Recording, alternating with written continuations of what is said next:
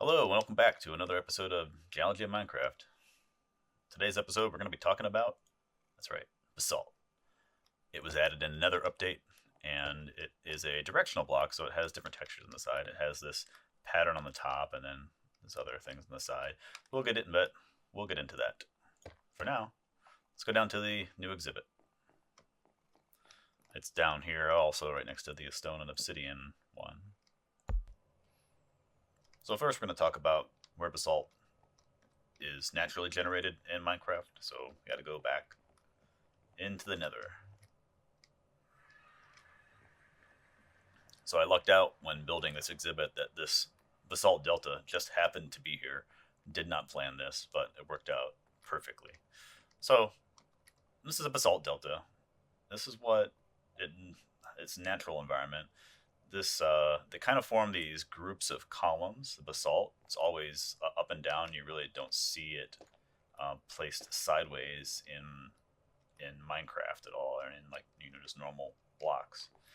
But this is kind of similar to how it would be in real life. There's areas on Earth where you have basalt flows and you have these columns like this, and the type of basalt we have in Minecraft is specifically columnal basalt, which we'll talk about. But if you want to Google something like Devil's Tower or Giant's Causeway, something like that, you'll see what this is supposed to look like in real life. But in the Nether, you can find it in this biome like this, and other places you can find it just as a single column, or just a small group going from the roof down to normally like a lava lake or something like that.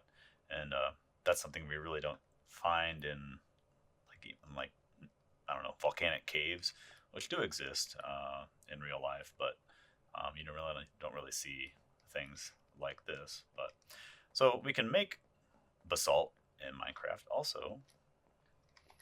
So if we have a piece of blue ice over soul soil, then with lava flowing between it, then it forms basalt. But it really doesn't really have any application or analog in real life.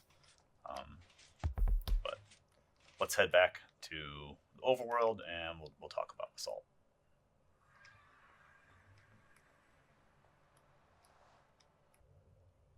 So this episode might be a little short because the basalt stuff is going to be covered in another episode. But in general, it's an igneous rock. It comes from lava, or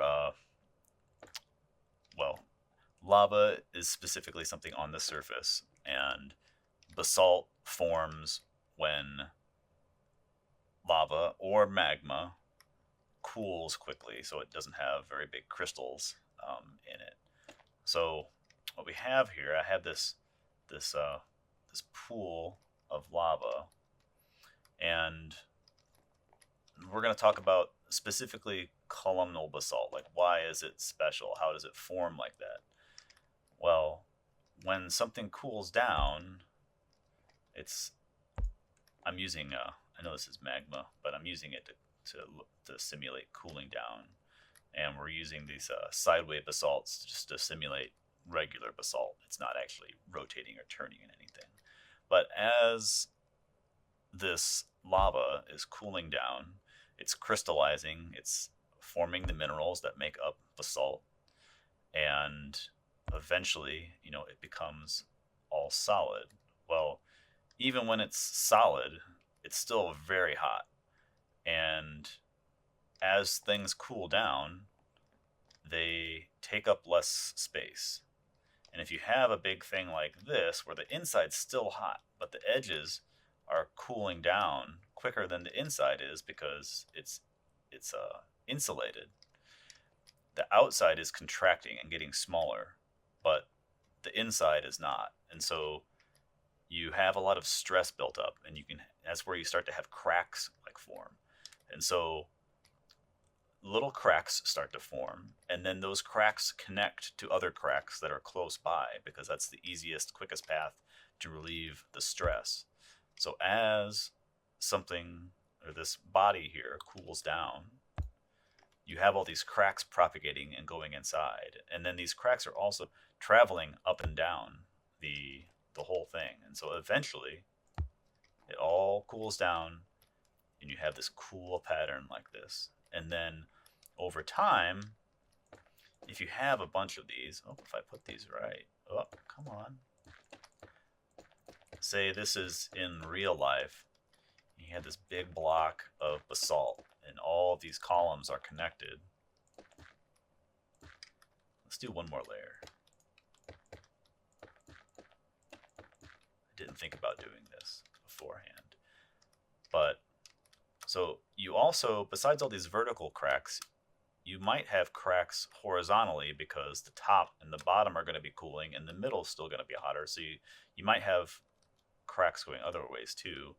And then with weathering, if you have like freezing, thawing, if you have the ocean like crashing up against it, or just other things, some of these can break and fall off. And so you'll get like this interesting landscape. It looks really foreign with all these nice shapes on top, and then you have all these breaks.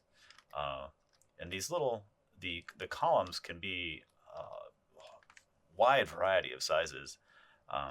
There's some out in Yellowstone National Park in USA that, you know, these columns are about the size of, I don't know, a water bottle, maybe, 10 centimeters across, or, about the size of your arm, maybe. Sizes like that. And there's a couple other spots in Yellowstone where they're bigger. But another real famous columnal basalt attraction in North America is Devil's Tower, which is an old core of a volcano. So like the lava was in there, and then the pipe that was feeding the lava like died out, and so all that lava cooled down very slowly, and then everything else weathered away, and it left an interior portion, and that's all columnar basalt. But those columns are like meters across. They're gigantic. You don't really notice it in like pictures, but in real life, they're massive. Some of them are bigger than houses. I would recommend looking up some pictures.